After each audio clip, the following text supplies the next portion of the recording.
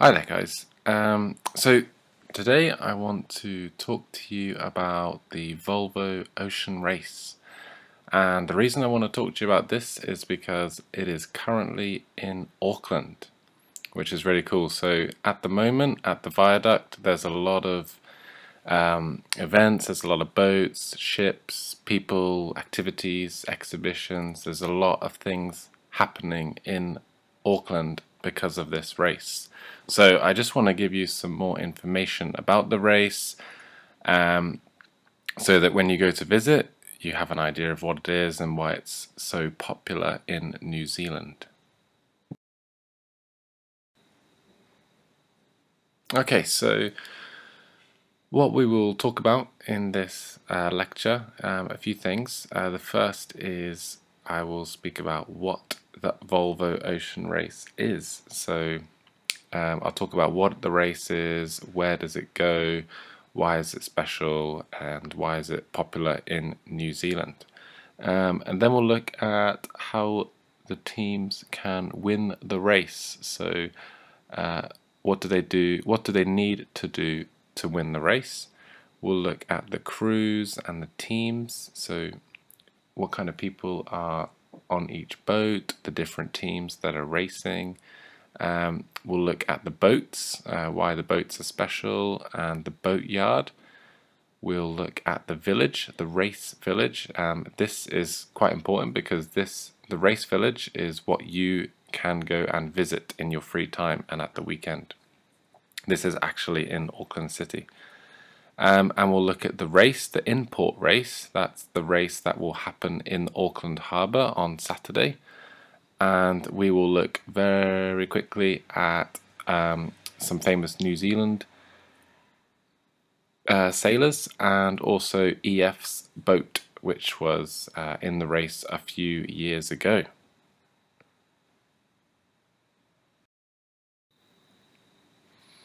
So, what is the Volvo Ocean Race? Now, I guess the easiest way to describe the ocean race is that it is like a marathon, an ocean marathon. It's a yacht race around the world. And a yacht is a special kind of boat with sails, just like in the picture. And this is a marathon race all around the world. It started in 1973 and it used to go every 4 years, but then they changed it and now it is every 3 years. And this year's race started 2017, so it actually started last year in October in Spain, and it is scheduled to finish in June of this year in the Netherlands. The race goes across 4 different oceans, across 6 different continents, and across 12 different cities. The total length of the race is 45,000 nautical miles. And before it used to when the race first started, it used to be called the Whitbread Around the World Race, but then it changed to the Volvo Ocean Race.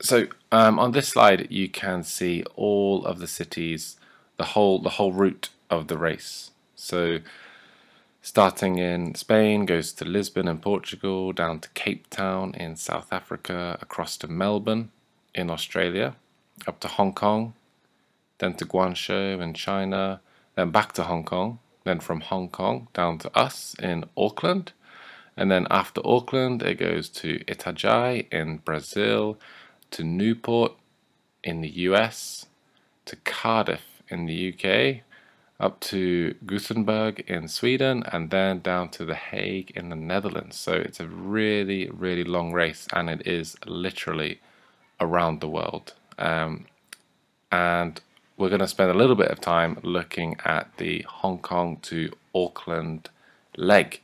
So each part of the race is called a leg. So the parts between different cities is the leg. So the first leg is Alicante to Lisbon.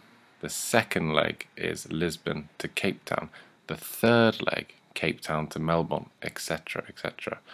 And the sixth leg, leg six is Hong Kong to Auckland. And that has just finished because the boats, or the racers, the yachts arrived in Auckland last week. So in the next slide, there's going to be a link to a video. So just have a look at the video. It summarizes the race, or it summarizes leg six. So it looks at the race when the teams started in Hong Kong and when they arrived in Auckland.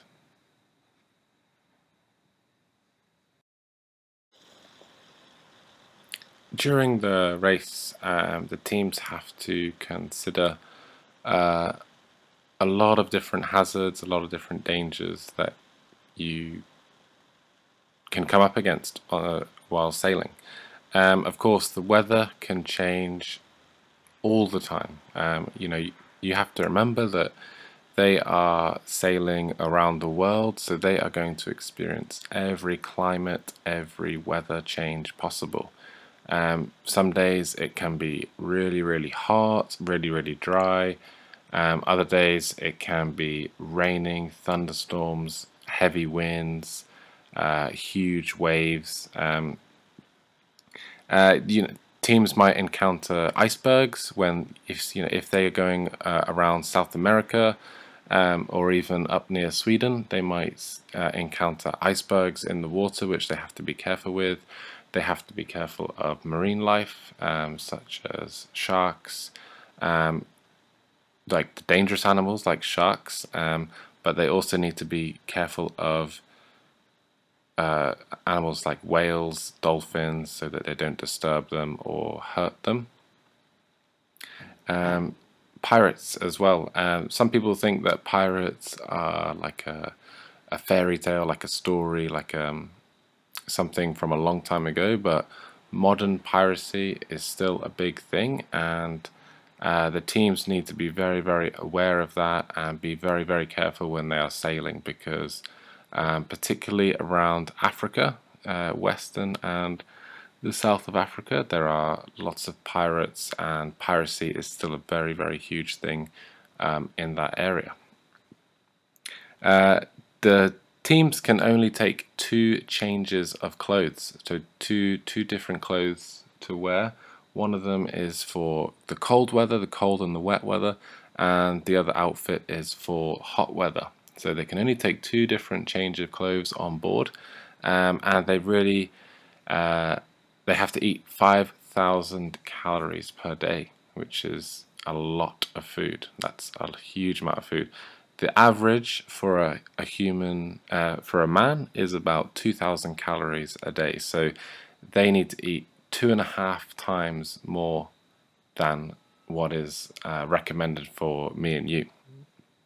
And during each leg, during each part of the race, team members can lose up to 11 kilos because they are eating such a strict diet, and they are doing a lot of physical exercise during the race as well.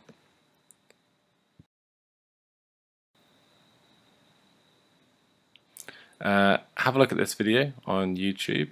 It is a review of leg 6, so it is all the highlights, all the best bits of the race between Hong Kong and Auckland.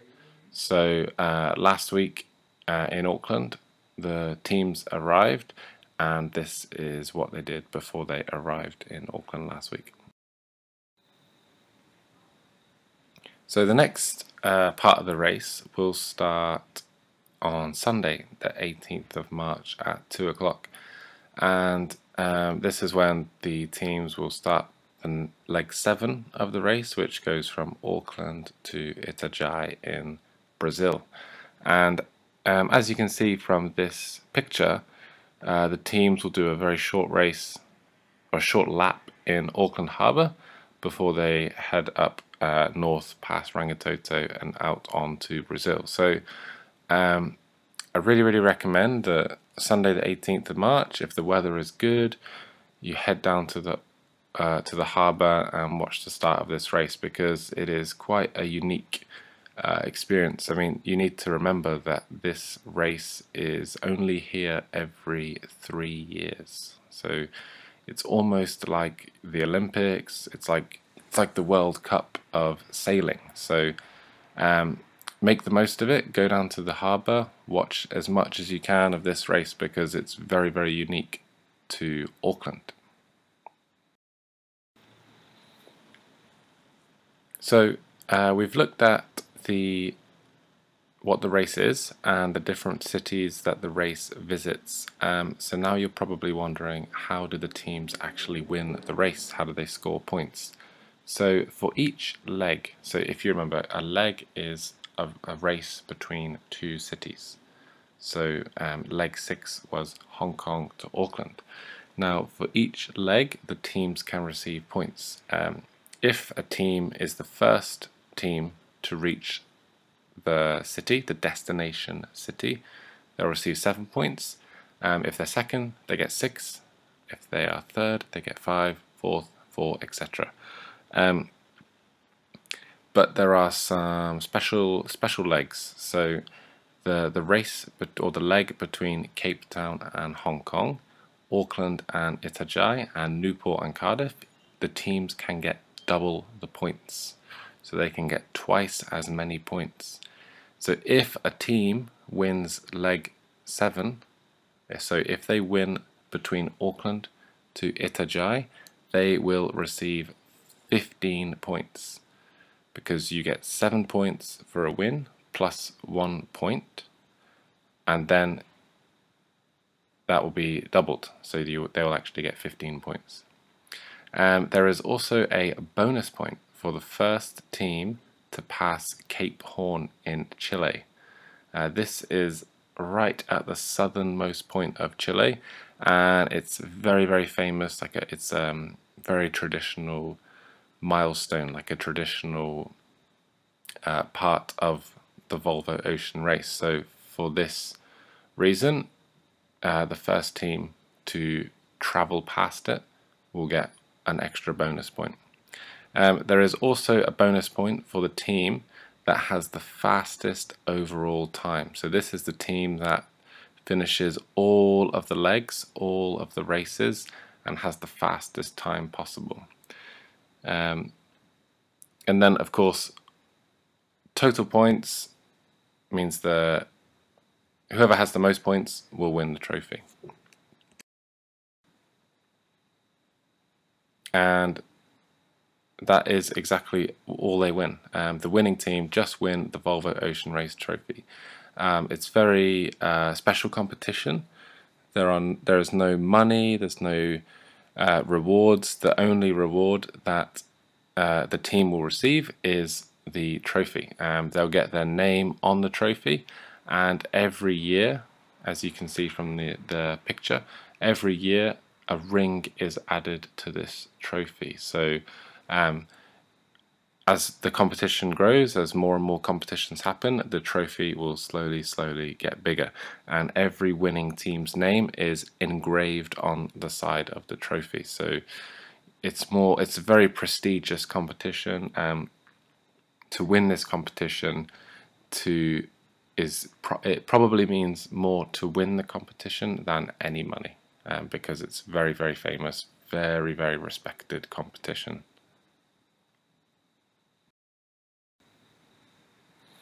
Okay, so we've looked at what is the race, how to win the race. Now, probably time to look at the most important part of the race, which is the people, the people. And this is the crew. And the crew is a term used in sailing, and it just means a group of people who work on a ship. So the crew are all the people that work on the ship.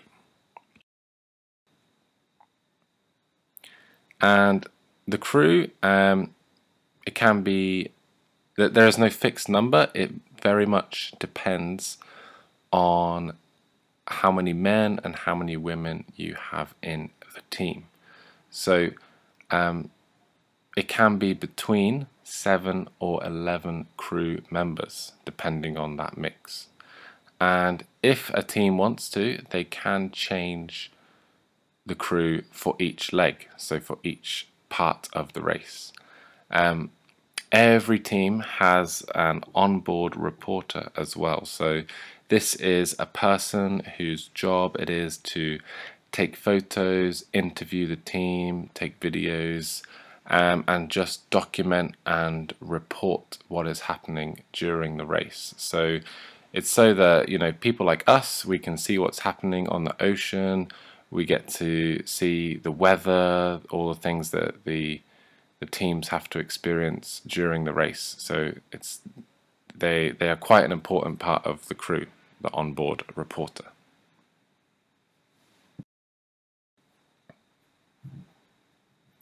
The person who leads the crew, sometimes you might hear them traditionally might be called a captain, but when we're talking about a boat, they are called the skipper. And the skipper is the captain of a ship or a boat. So every team has a skipper, and this person is responsible for leading the team and making the important decisions during the race.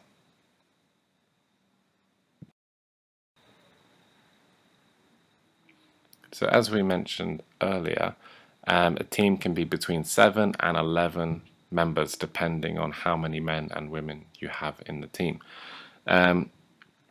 So you can either have 7 men, you can have 7 men plus 1 or 2 women, you can have 7 women plus 1 or 2 men, you can have a split team of 5 women and 5 men, making 10 crew members, or you can have 11 women if you want.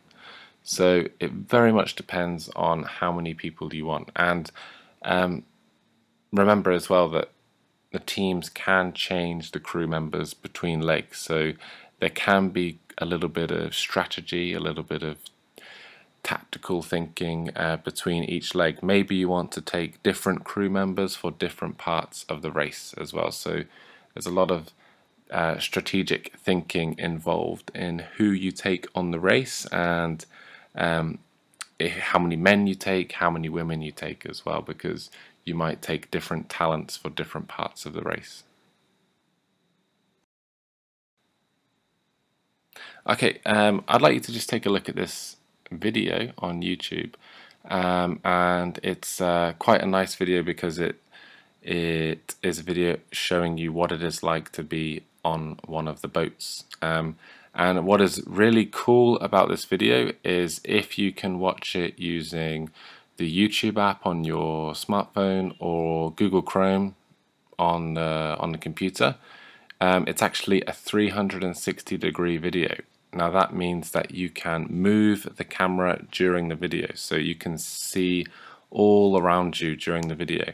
And in the video there is a really nice part over Auckland. So it's in a helicopter in Auckland, and you can see all around the helicopter in Auckland and choose where you want to look. So I really recommend that you watch this video on the YouTube app or in Google Chrome to get the best experience.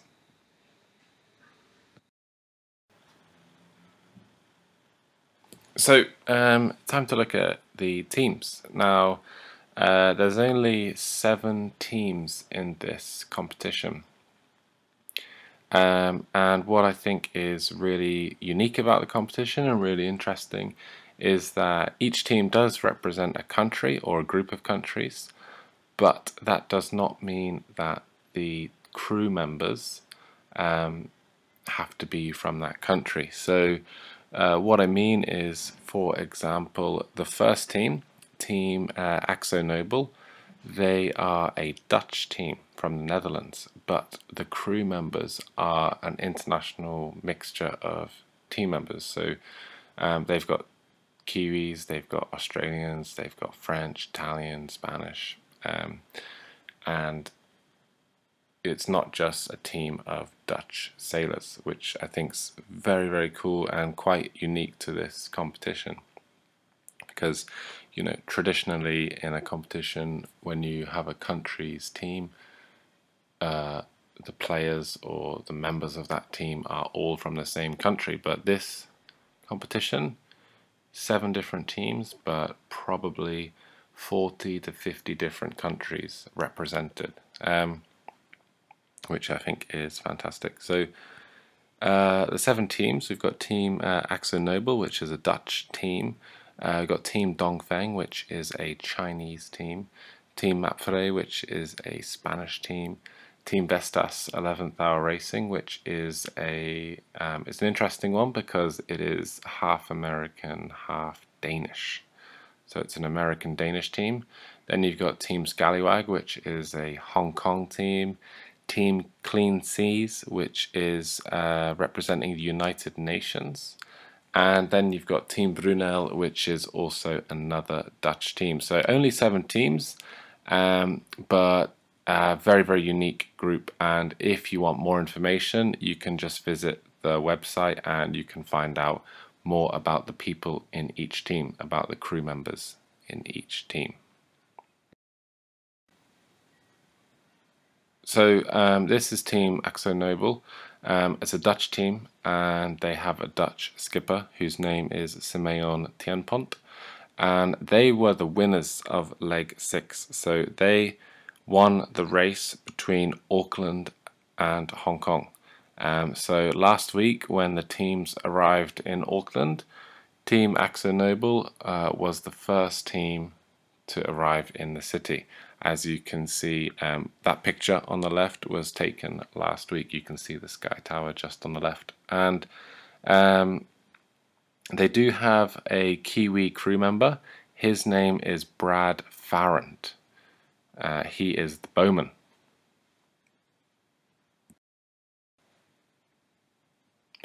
And we got Team Dongfeng. That's the Chinese team, but they have a French skipper, a French captain called Charles Caudrelier, and they came 4th in the race between Hong Kong and Auckland. They were 4th to arrive in Auckland.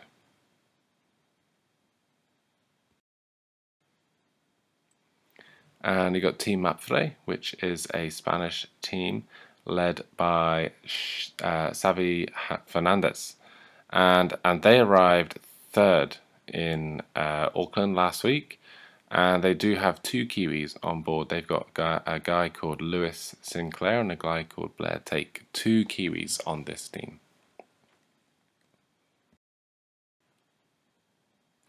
And this team, Team Vestas 11th Hour Racing, this is the American-Dutch team. And they have an American skipper called Charlie Enright. And unfortunately, this team did not finish leg 6. So they did not actually arrive in Auckland on the water. They arrived in Auckland on the back of a truck because their boat was damaged during the race.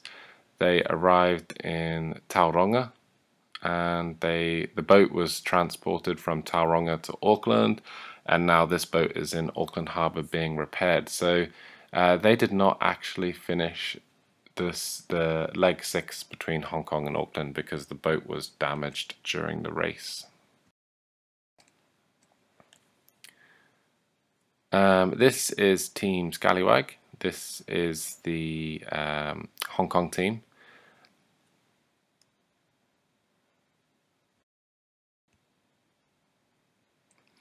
And this is the United Nations team. The team is called Turn the Tide on Plastic. So this team represents the United Nations, and they are all about promoting awareness of ocean health. So what that means is they want to promote cleaner oceans and making people aware of what humans are doing that is damaging the ocean. So they are very, very big on environmental awareness and recycling and taking care of the ocean, taking care of the marine wildlife, and just making sure that we try to take care of the ocean because it's very important for our environment.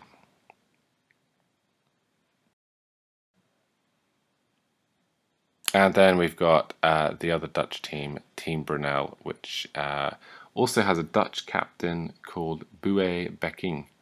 My pronunciation is probably not very good on that, but I tried.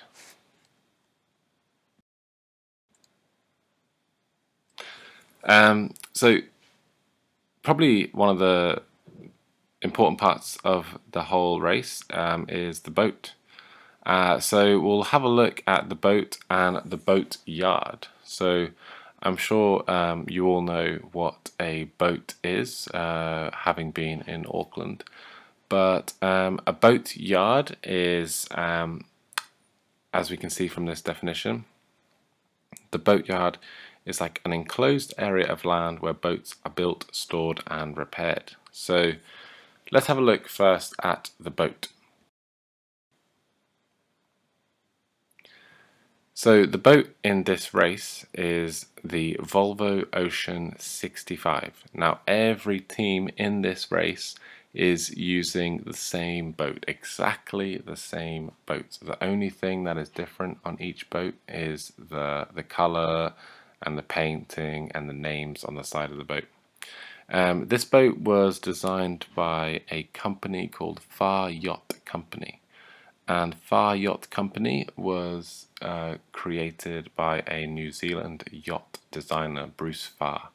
So I suppose you could say, in some ways, that this boat is a New Zealand designed boat, which is pretty amazing. Each boat takes 36,000 man hours to build, and each boat is really advanced in their technology. So if you remember earlier, we spoke about each boat having an onboard reporter. So it's really important that these reporters have really advanced cameras, waterproof cameras, microphones. They got GPS, lots of weather tracking systems, so that the sailors and the teams can predict the weather and they can stay safe. So it's a really technologically advanced boat, and each boat is costing 4.5 million euros to build. And why do they use the same boat for each team? This is so that the race is more about the skill of the sailors and not the price of the boat.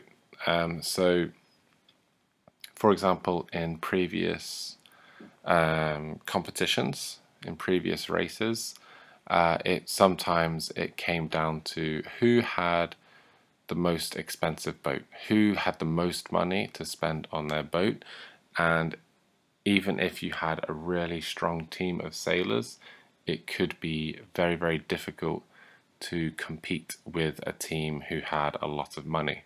So by making all the boats the same, everybody using the same boat, it is more about the team and the people that you choose for your team, and not about the boat.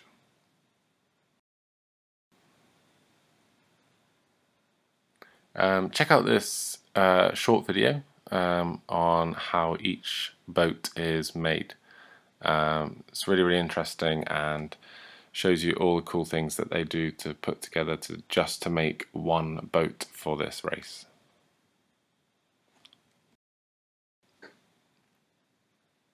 So we've looked at the boats, and now I'll just speak quickly about the boat yard. So as we saw from the definition, the boat yard is a place where boats are kept, maintained and repaired.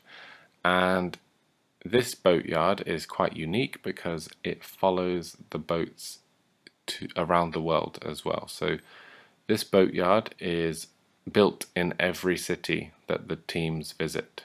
And between each leg of the race, the boats come in they get repaired, they get looked after, fixed. Anything that's broken gets repaired, and lots of maintenance is done on each boat between each leg.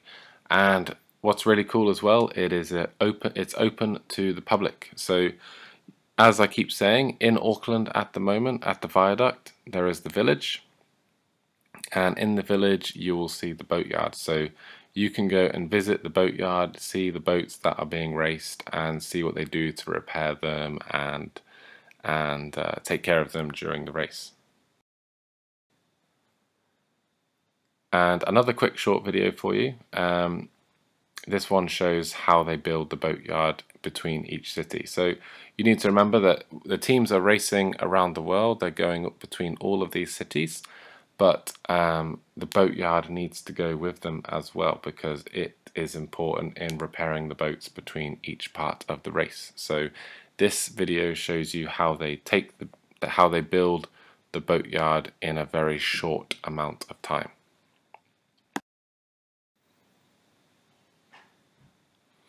So the race village, this is what is created in each city.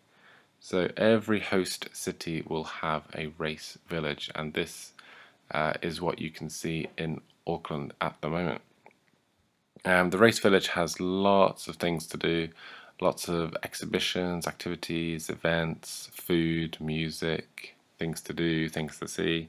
There is a special area in the race village called team bases, and this is a special place for each team.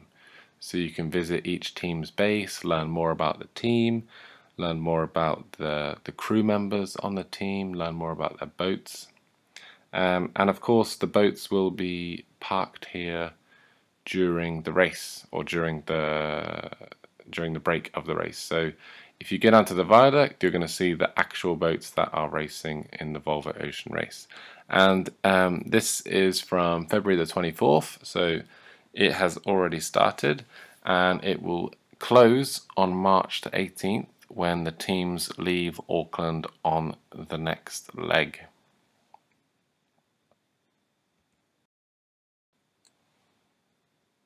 And this is just a quick map of the village, and as you can see, there's lots and lots of things to do.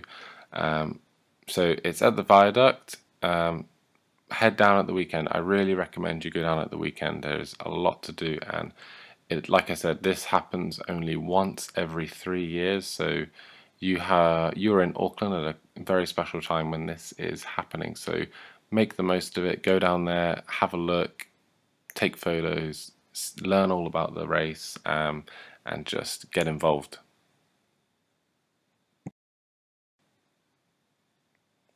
Another quick video. This one is about the Auckland Race Village. So when it opened on February the 24th, it's just a short video of all the things that were happening and the big welcome that Auckland did to the competition.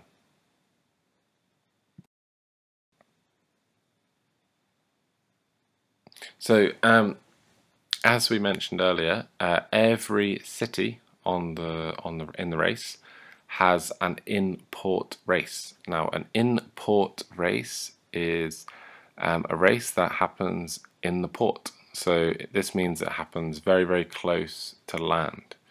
And the in-port race is used as a tiebreaker.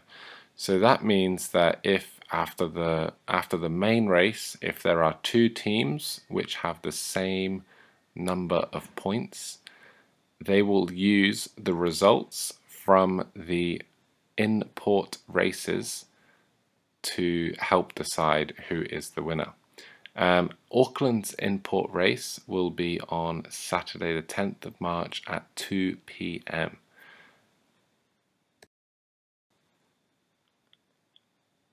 And as you can see from this slide, the in-port race on Saturday will start in the middle of the harbour.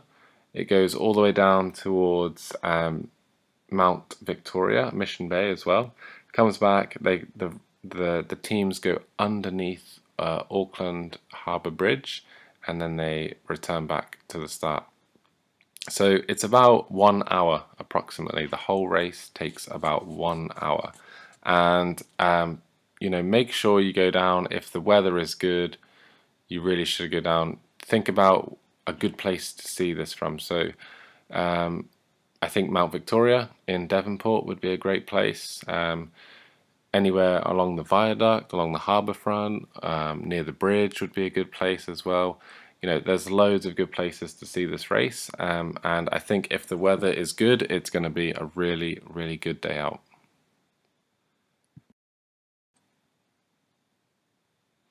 So, a little bit of history actually about the race.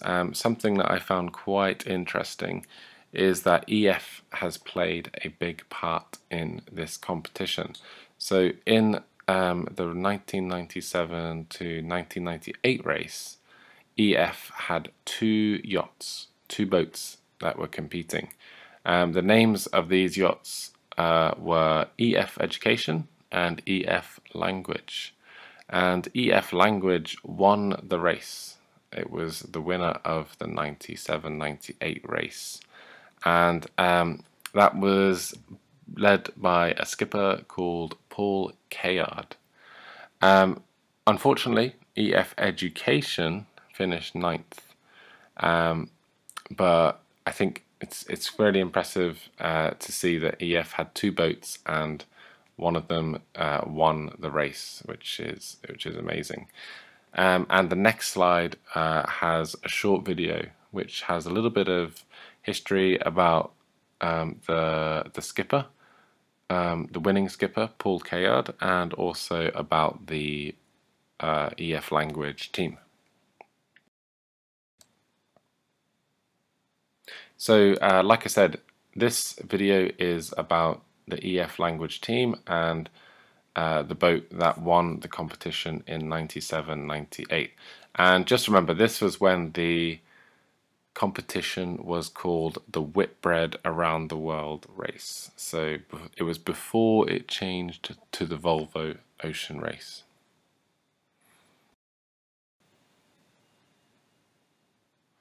So a reason that this competition is so famous in New Zealand is because of a sailor called Peter Blake. Now, Peter Blake is the only person, he's from New Zealand, of course, and he's the only person to have competed in 5 different races. He eventually won the 1989-1990 race, and what was even more impressive about this win was that he and his team, or his crew, they won every leg in that race. So each leg, each city to city leg, they won every time, and then they eventually won the final, the overall competition, which is a fantastic achievement. And then he went on to win 2 America's Cup races for New Zealand. Now, the America's Cup is another really prestigious, really famous sailing competition, and if you speak to any New Zealander, any Kiwi about the America's Cup, I'm sure they will love to speak to you about it. It's a very, very something that New Zealanders are very, very proud of, and Peter Blake won two races for New Zealand. Unfortunately, in 2001, he was killed by pirates in South America whilst he was doing some research. And if you remember earlier on, we spoke about the dangers that the teams face whilst doing the race. And one of those dangers is piracy, are actual pirates. So Peter Blake's death is proof, really, that pirates are real, and they are a real threat to sailors during this race.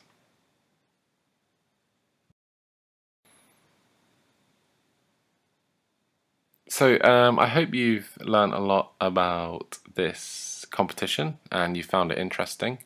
What I'd like you to do after the lecture is come and ask me any questions if you have any questions. But also, I would love you to go and visit the race village in the viaduct. Remember that on Saturday, the 10th, is the import race. That starts at 2 o'clock. So make sure you get down there early to see the village, get a good seat, make sure you can see the whole racetrack. And then also remember that on the 18th of March, on Sunday the 18th at 2 o'clock, is when the seventh leg starts. So you'll be able to see all of the teams leaving Auckland on their way to Brazil. So try to catch one of those, try to catch both of them if you want, but as I've said 100 times in this lecture, make sure you make the most of this because it only happens once every 3 years. This is a 3-year event. It's not something that happens every month. So go down there, make the most of it, enjoy it, watch it, and really get involved in this fantastic part of New Zealand culture.